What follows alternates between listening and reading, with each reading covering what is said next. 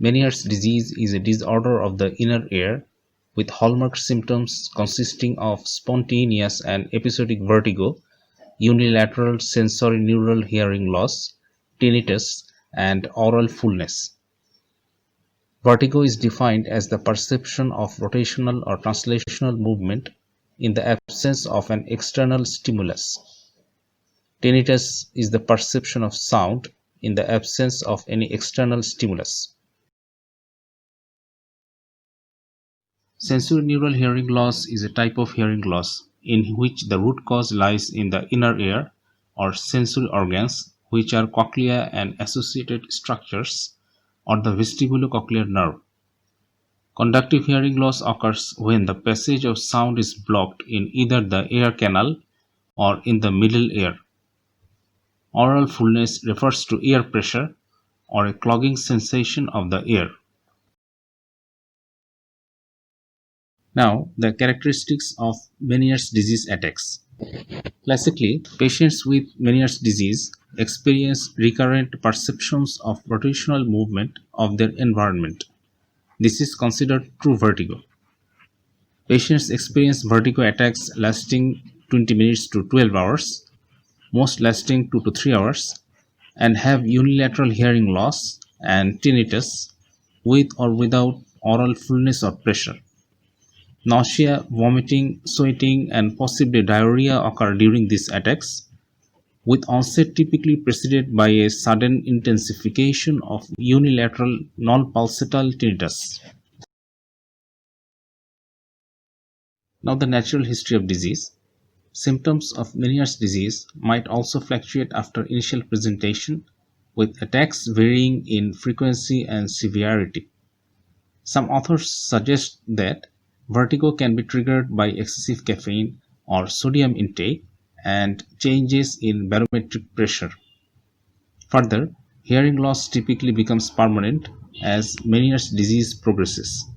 Patients who have bilateral Meniere's disease might have fluctuations of symptoms in either ear and might have substantially reduced quality of life.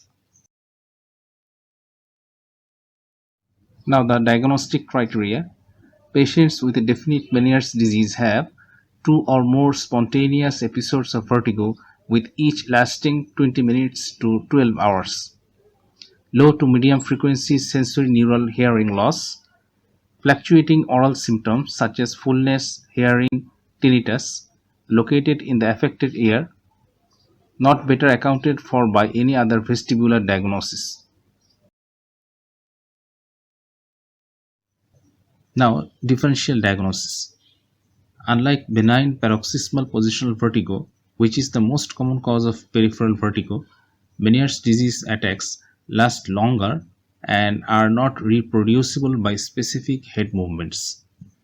Dizziness without the illusion of spinning, that is triggered by sudden changes in vertical head height, are likely a result of orthostatic hypotension, commonly secondary to dehydration or cardiogenic causes. Vestibular migraines can present almost identically to Meniere's disease, but patients typically have a history of migraines. Vertigo attacks might last from minutes to days and occasionally involve visual auras or allodynia. Viral infections of the inner ear, including vestibular neuronitis and viral labyrinthitis, can mimic Meniere's disease, with vertigo episodes lasting for days to weeks. Another viral infection, Ramsay-Hunt syndrome, secondary to varicella zoster virus reactivation within the vestibular ganglion, typically presents with the combination of vertigo and facial dizziness syndrome, can present with vertigo that lasts seconds at a time and is associated with hyperacusis, whereby patients hear exaggerated sounds of body movements. Now, history and physical examination. If Meniere's disease is suspected, the patient should be questioned about the character of vertigo, hearing loss, and earlier episodes. A full otologic history is part of the clinical investigation. One should perform a full otologic examination, facial nerve testing, and assessment of nystagmus with Frenzel goggles, Riney, and Weber's tests. Frenzel goggles are a diagnostic tool used for the medical evaluation of nystagmus. The purpose of the goggles is to disable the patient's ability to visually fixate on an object while at the same time allowing the examiner to adequately visualize the eye. In Meniere's disease, the Frenzel goggles may show horizontal nystagmus with a fast beating component away from the affected vestibular organ in the acute setting. Next, we will discuss about the Riney's test and Weber's test. Riney's test is done by placing a vibrating tuning fork onto the patient's mastoid process of the tested ear and asking the patient to report when the sound can no longer be heard. The sound heard in this process is due to bone conduction. After the patient can no longer hear the tuning fork placed on mastoid process, move the vibrating tuning fork adjacent to the ear canal approximately 3 to 4 cm from the ear. The patient should indicate when they can no longer hear the sound conducted through the air. Now the interpretation of Riney's test.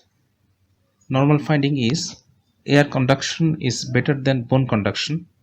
The patient should be able to hear the sound of the tuning fork adjacent to their ear, which persists for approximately twice as long as the sound they heard over their mastoid process. This is considered a positive test. The finding is regarded as abnormal if bone conduction is better than air conduction. The patient cannot hear sound conducted through the air after the fork is moved from the mastoid process. This suggests conductive hearing loss and is referred to as a negative test. A patient with profound sensory neural deafness may have a false negative Riney test. With complete loss of innervation to that ear, the patient will not hear anything from the tuning fork on the mastoid or near the canal. The sound transmits through their skull to the ear on the other side, and they may not be able to identify in which ear they hear the sound. It seems that bone conduction is better than air conduction, but the ear is non-functional. The way to determine the difference between a true and a false Riney negative test is to perform the Weber test. Weber test is done by placing a vibrating tuning fork on the vertex equidistant from both ears. These vibrations will be conducted through the skull and reach the cochlea. Then the patient will be asked whether it is heard loudest in either one side or the midline. If the sound is perceived as heard in the midline, it is normal. If the sound is referred to either ear, it is abnormal. If it is heard better in the affected ear, there is conductive hearing loss. If it is heard better in the normal ear, there is sensory neural hearing loss. Riney and Weber test will show sensory neural hearing loss in acute Meniere's disease or advanced disease. The head impulse testing has been described in another video. The link is in the description. In contrast to other peripheral vestibular disorders, this test has a low sensitivity in Meniere's disease. Ear-specific testing should be done. Complete diagnostic audiometric testing is necessary in all patients in whom Meniere's disease is suspected. Audiometry typically shows low or combined low and high frequency sensory neural hearing loss with normal mid-frequency hearing. In patients with unilateral tinnitus, sensory neural hearing loss, or both, MRI of the head should be considered. MRI should be performed if the physician suspects intracranial diseases that might mimic Meniere's disease, including acoustic neuroma, aneurysms, Arnold-Chiari malformations, and multiple sclerosis. Management. Different treatment options for Meniere's disease exist. but none of them cures the disease. Sodium restriction diet can be tried. Low-level evidence suggests that restricting the sodium intake may help to prevent Meniere attacks. Betahistine. Medical therapy in many medical centers often starts with betahistine orally. Intratympanic steroid injections may reduce the number of vertigo attacks in patients with Meniere disease. Intratympanic gentamicin injections can be tried, as gentamicin has strong ablative properties towards vestibular cells. Surgery with vestibular nerve section is a therapeutic option in patients who failed the conservative treatment option. Labyrinthectomy is done when surgical option fails.